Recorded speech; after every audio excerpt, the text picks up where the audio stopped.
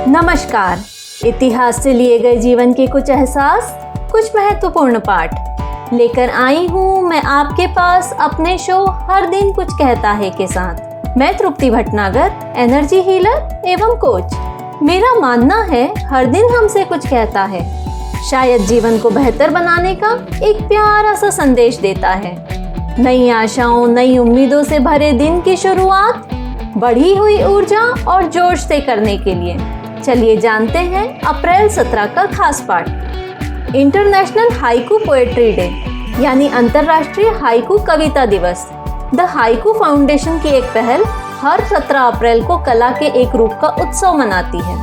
Haiku जापानी कविता का एक प्राचीन रूप है जिसमें शब्दांश संरचना 5-7-5 के साथ 3 पंक्तियां होती हैं। जापानी हाइकू केवल शब्दांश ही नहीं, ध्वनियां भी गिनते हैं।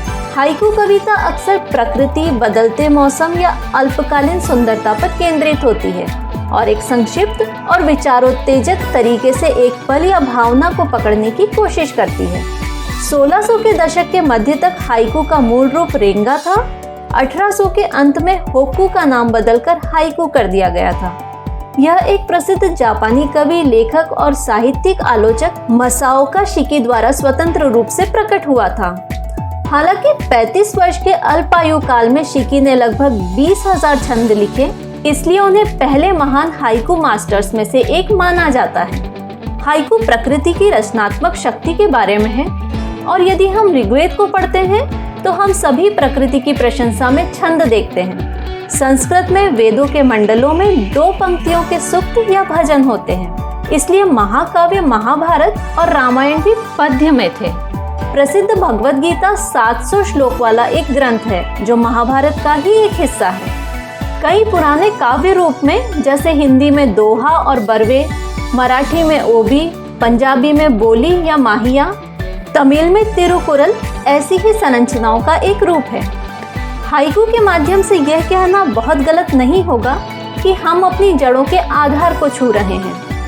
अंतर्राष्ट्रीय हाइकू कविता दिवस आपके काम को साझा करने, अन्य कवियों के साथ जुड़ने और हाइकू कविता की सुंदरता को प्रोत्साहित करने का एक शानदार अवसर है। और अंत में क्या आप जानते हैं, 17 अप्रैल 1899 को Calcutta electric supply corporation limited का पहला थर्मल पावर प्लांट चालू किया गया था, जो भारत में थर्मल पावर उत्पादन के युग की शुरुआत थी। और 17 अप्रैल 1975 को महान विद्वान और दार्शनिक, भारत के पहले उपराष्ट्रपति और दूसरे राष्ट्रपति डॉक्टर सर्वपल्ली राधाकृष्णन का निधन हुआ था।